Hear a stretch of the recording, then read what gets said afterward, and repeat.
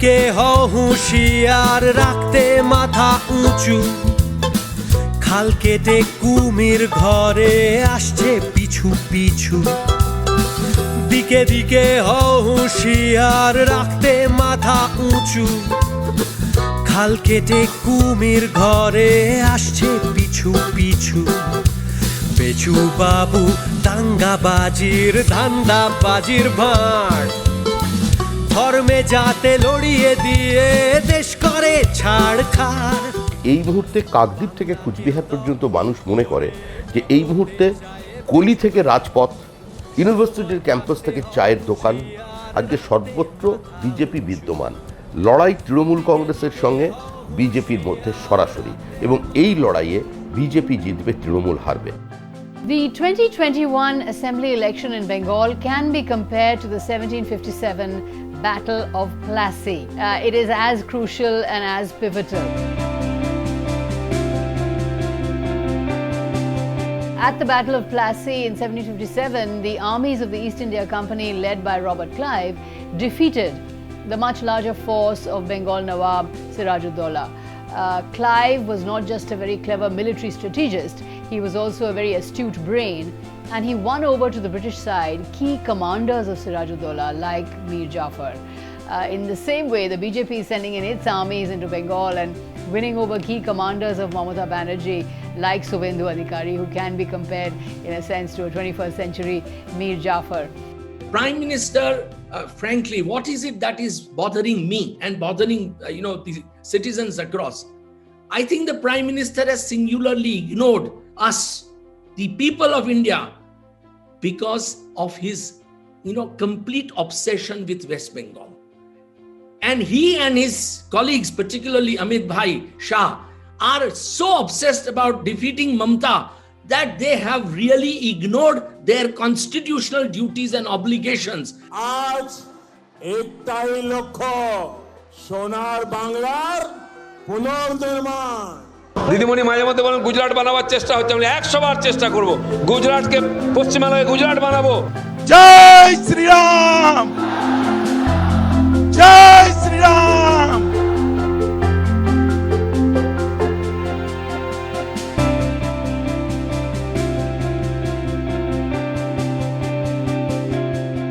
স্বাধীনতার পরে হিন্দুত্ববাদী রাজনৈতিক ধারণাটা সেটা ক্রমশ বলবতী হতে থাকলো। আস্তে আস্তে আমরা দেখেছি যে একের পর এক লোকসভা নির্বাচনে আস্তে আস্তে সারা দেশে এটা প্রভাব বিস্তার করেছে। জরুরি অবস্থার পর কংগ্রেস বিরোধী যে শক্তিগুলো একত্র হলো, তার মধ্যে ছিল জনসংঘ। জনসংঘের সঙ্গে অন্য দলগুলোর যারা মিলে 77 সালে সরকার গঠন করেছিল, তাদের একটা বিরোধ বাঁধল। সেই বিরোধের জায়গাটার থেকে এই দ্বৈত সদস্য পদের একটা ইস্যু এসে গেল। জনসংঘের যারা সদস্য তারা একই সঙ্গে রাষ্ট্রীয় স্বয়ংসেবক সংঘেরও সদস্য। এই বিষয়টা বাকিদের কাছে গ্রহণযোগ্য মনে হলো না।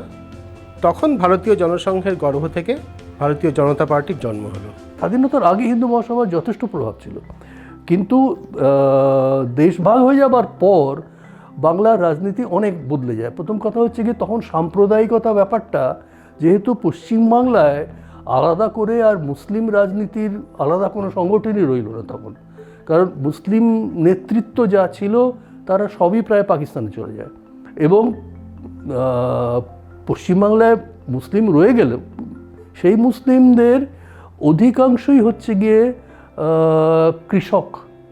জেলার বিভিন্ন জেলার, এই ধরুন মালদা, মুর্শিদাবাদ, নদিয়ার অঞ্চলের যে কৃষক এখনও রয়েছে, যেটা মুসলিম মধ্যবিত্ত সমাজ যারা রাজনীতিতে অনেক বেশি সক্রিয় ভূমিকা নিত, তাদের একটা অধিকাংশই বলতে গেলে তারা পাকিস্তানে চলে যায়।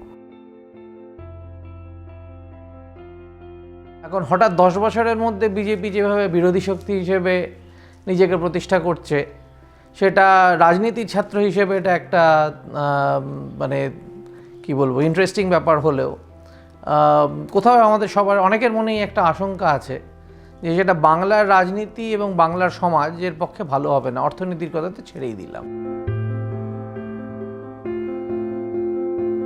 বাংলার মাটিতে বিজেপির রাজনৈতিক উপস্থিতি একসময় মমতা বন্দ্যোপাধ্যায়ের হাত ধরেই এসেছিল।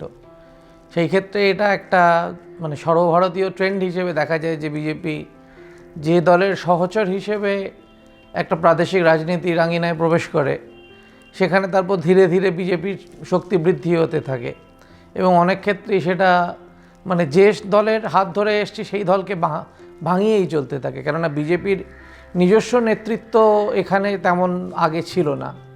বিজেপি বরাবরই উত্তর ভারতীয়, আমরা যেটাকে সোজা ভাষায় বলি হিন্দি বেল্ট, সেখানকার দল। তৃণমূল সরকারে আসার পর সচেতনভাবেই বিভাজনের রাজনীতিকে প্রশ্রয় দিয়েছে। টু দি এক্সটেন্ট মুখ্যমন্ত্রীর যে কোনো মিটিংয়ে গিয়ে বক্তৃতাই দিতেন, শুরুই করতেন ইনশাল্লাহ বলে। সেটা তো ভালো কোনো কথা হতে পারে না। ইনশাল্লাহ বলে শুরু করতেন। খোদা হাফেজ, 10,000 মাদ্রাসা, মুসলমানদের জন্য হাসপাতাল, ইমাম ভাতা, অতএব পুরোহিত ভাতা, কম্পিটিশন বেঁধে গেল। যত ইনশাল্লাহ বলছেন তত চণ্ডীপাঠ বাড়ছে। একটা মিটিংয়ে গিয়ে পপুলেশন দেখে ইনশাল্লাহ করেন, তো আরেকটা মিটিংয়ে গিয়ে পপুলেশন দেখে চণ্ডীপাঠ শুরু করে দেন। Appealing communities and religions for political purpose, যেটা পশ্চিমবাংলায় কখনোই ছিল না। তৃণমূল সেটাকে অর্গানাইজ করলো, প্রশ্রয় দিল, মুখ্যমন্ত্রী নিজে তা করলেন। তার সুযোগটা অবশ্যই বিজেপি পাচ্ছে, কারণ এই খেলায় বিজেপি অনেক বেশি অভ্যস্ত।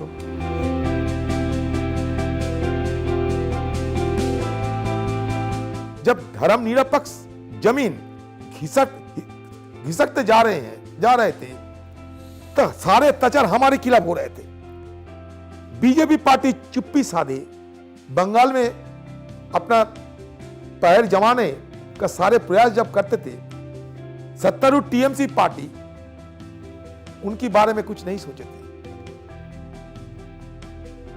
सारे उनका ध्यान कांग्रेस और वामपंथी दलों को तबाह करने के लिए। নিশ্চয়ই তৃণমূলের কাজে কোথাও ত্রুটি হয়েছিল, সেই জন্যে কিছু লোক গিয়ে বিজেপিতে ভোট দিয়েছে। কিন্তু এর একটা পলিটিক্যাল কারণ আছে। আমরা যখন তৃণমূল যখন ক্ষমতায় এসেছিল, মূল প্রতিপক্ষ ছিল বামপন্থীরা। এই 2016 অবধি বামপন্থী এবং কংগ্রেস একসাথে মিলে তৃণমূলের বিরুদ্ধে লড়েছিল এবং সেই নির্বাচনে তারা দ্বিতীয় স্থান অধিকার করেছিল। কংগ্রেস দ্বিতীয়, সিপিএম তৃতীয়, বিজেপি অনেক নিচে চতুর্থ স্থানে ছিল। সিপিএমটা প্রায় গুটিয়ে গেছে, দুর্বল হয়ে গিয়েছে, তাদের বেশ নষ্ট হয়ে গিয়েছে। কিছুটা তাদের ইচ্ছায় এবং কিছুটা পরিস্থিতিতে তাদের ভোটটা চলে গিয়েছে বিজেপির কাছে। তাই থেকেই বিজেপির উত্থান।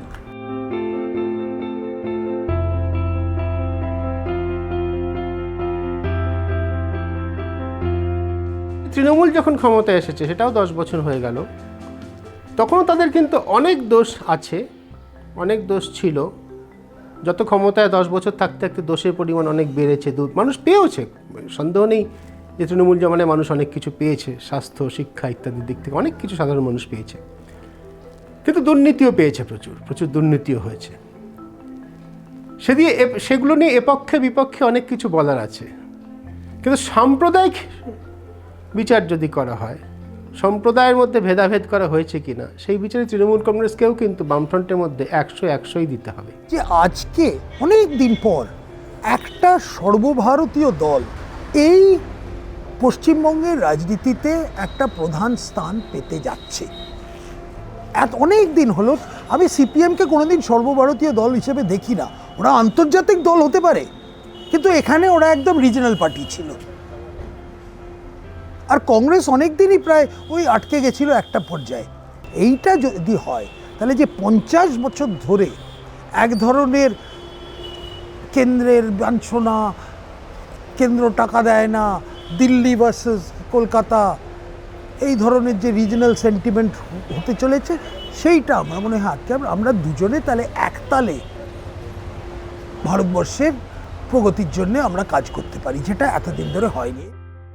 2021 সালের পশ্চিমবঙ্গের বিধানসভা নির্বাচন শুধু রাজ্যের পরিপ্রেক্ষিতে দেখলে আমরা ভুল করব। আজকের যে অবস্থা গোটা দেশে হয়েছে সেই প্রেক্ষিতে দেখতে হবে। যেমন ধরুন পাঞ্জাবের যে এই দিল্লিতে পাঞ্জাব, হরিয়ানা উত্তরপ্রদেশে যে সমস্ত কৃষকরা লড়াই করছেন তারা আমাদের বলছেন, দাদা বাংলাতে বিজেপিকে আসতে দেবেন না, বাংলায় বিজেপির হার মানে হচ্ছে আমাদের জয়, বিজেপির জয় মানে হচ্ছে আমাদের উপর আরও আক্রমণ নেমে আসবে।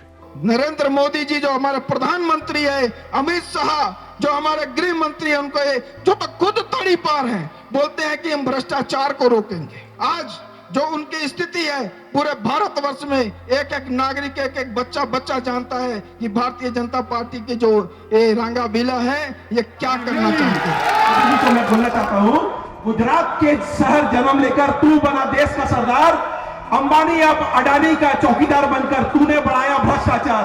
आपने रेल भेज दिया, आपने तेल भेज दिया, और जिन्होंने विरोध किया उसको जेल भेज दिया। शुभेंदु अधिकारी आपको जो भी कहे, कैलाश विजयवर्गीय आपको जो भी कहे, आप उनको पूछिए कि गौतम अडानी की रोज की कमाई कितनी है। আশ্চর্য ব্যাপার, কখনো যেটা নিয়ে কেউ কিছু বলে না। ধরুন ওই 2014 সালে বিজেপি ক্ষমতায় আসছে, 2014 থেকে 2021 সাল যত মানে ওই করাপশন ধরা পড়েছে সব বিরোধী রাজনীতিদের, অথচ কোটিপতিদের ভিড় বিজেপিতে বেশি।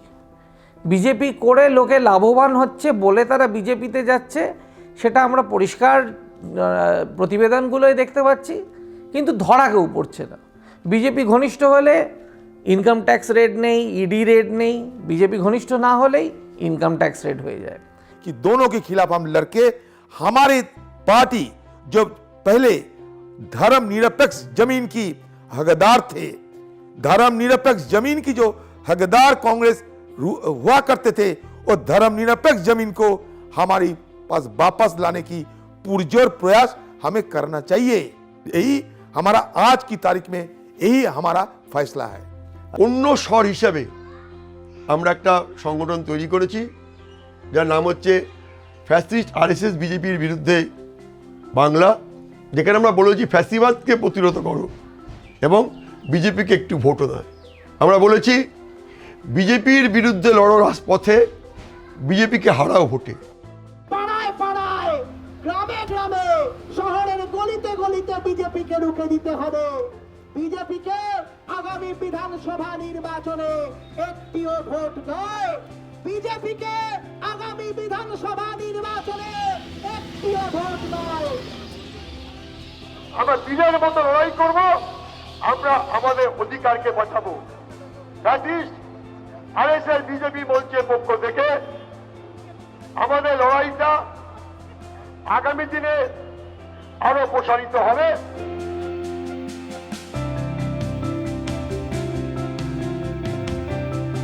পুরোর একটা একধর্মীয় রাজনীতি চাপিয়ে দেবে, সেখানে প্র্যাকটিক্যালি যেটা হয় সংখ্যালঘুরা সেকেন্ড ক্লাস দ্বিতীয় শ্রেণীর নাগরিক হয়ে যাবে। এই দুটোর সাথে মিলে এই যে ওরা সব রাষ্ট্রায়ত্ত শিল্প বিক্রি করে দিচ্ছে, বেচে দিচ্ছে, এর থেকে নিয়ে এয়ার ইন্ডিয়া থেকে নিয়ে Bharat petroleum, rail, telephone, ordinance factory, airport, সব যে একটা ব্যাপক বেচার উদ্যোগ হয়েছে, বেচলে যাবে কার হাতে? যাবে কিছু নির্দিষ্ট পুঁজিপতির হাতে।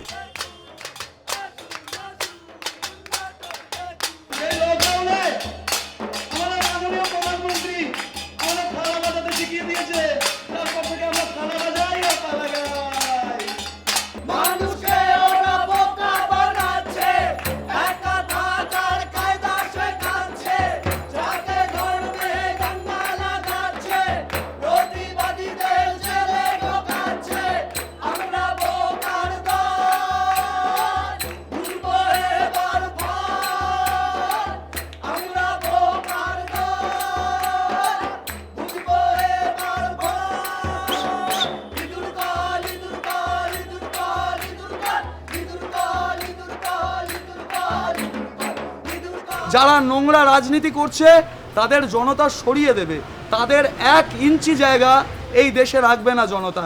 তার জন্য লড়াই প্রস্তুত হচ্ছে, সেই লড়াইয়ে আমরা সামিল।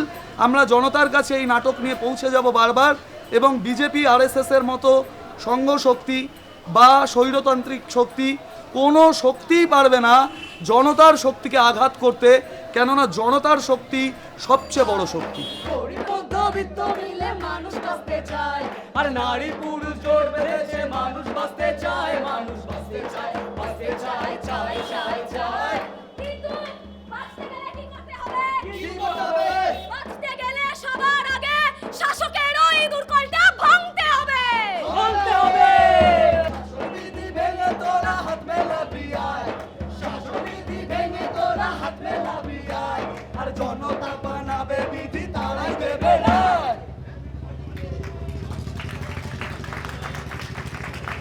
The BJP's particular brand of politics and the prescriptions that they have for how people shall behave with each other is being challenged, it poses a challenge to what Bengalis think is their identity.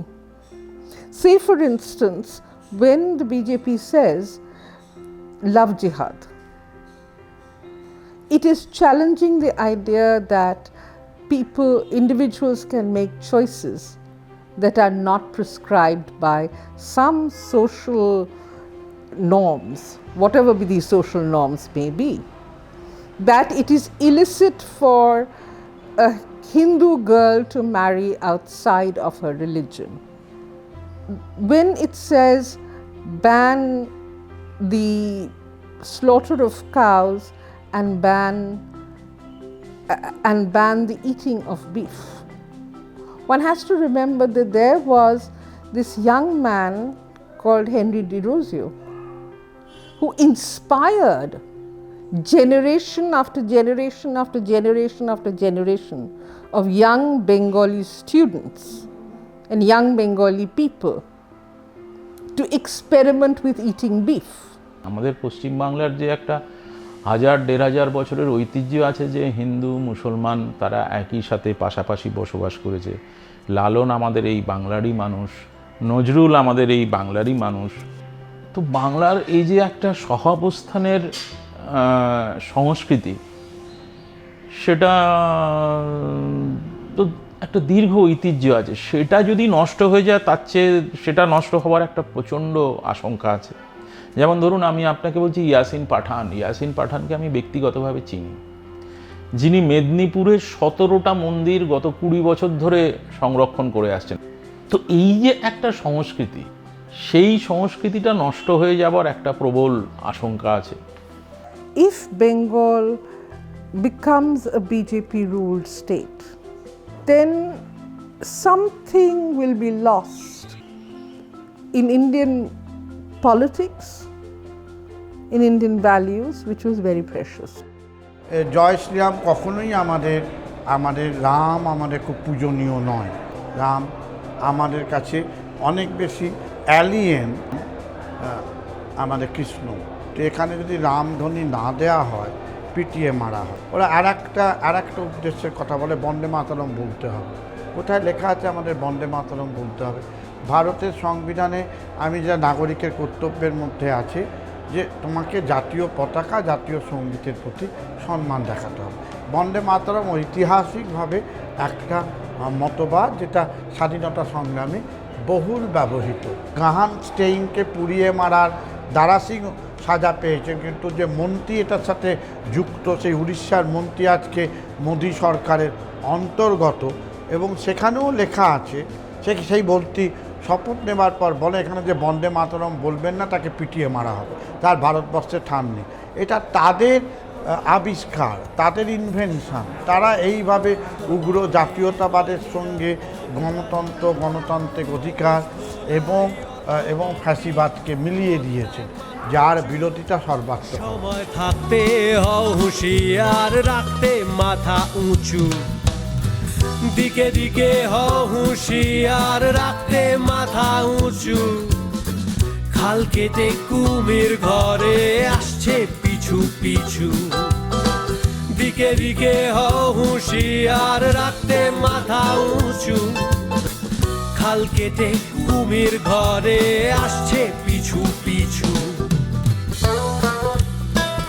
যেরকম একটা আবহাওয়া তৈরি হয়েছে, মানে Bengal, considering Bengal the way it use to be, আমি যেরকম একটা বাংলা থেকে বড় হয়েছি, সেইটা somewhere I am feeling it's a little compromised. আমার ব্যক্তিগত মতামত যদি বলি, আমি একেবারেই মানুষের ব্যক্তিগত স্বাধীনতায় হস্তক্ষেপ করা পছন্দ করি না। একজন মানুষ কি খাবেন, কি পরবেন, সেটা সম্পূর্ণভাবে তার ব্যক্তিগত মতামত, তার নিজের ইচ্ছে। তো আমরা চাইব সেই দিন যেন না আসে। মানে সমস্ত কিছু জাতি ধর্ম নির্বিশেষে ছোটোবেলা থেকে বড় হয়েছি, খেলাধুলো করেছি, মানে জন্মেছি মরেছি সব একসঙ্গেই হয়েছে।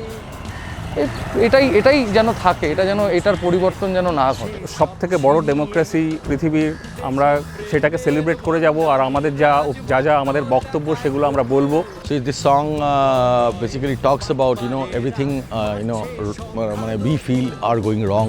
পদ্ম ফুলের লোভ দেখিয়ে দেশকে ডোবায় পাকে, আইটি সেলে সোনার বাংলার ঢপের নকশা আঁকে, গেরুয়া খোলস সাপটা কালো নিচ্ছে তোমার পিছু, সময় থাকতে হও হুঁশিয়ার, রাখতে মাথা উঁচু, দিকে দিকে হও হুঁশিয়ার, রাখতে মাথা উঁচু, খাল কেটে কুমির ঘরে আসছে পিছু পিছু, দিকে দিকে হও হুঁশিয়ার, রাখতে মাথা উঁচু, খাল কেটে কুমির ঘরে আসছে পিছু পিছু।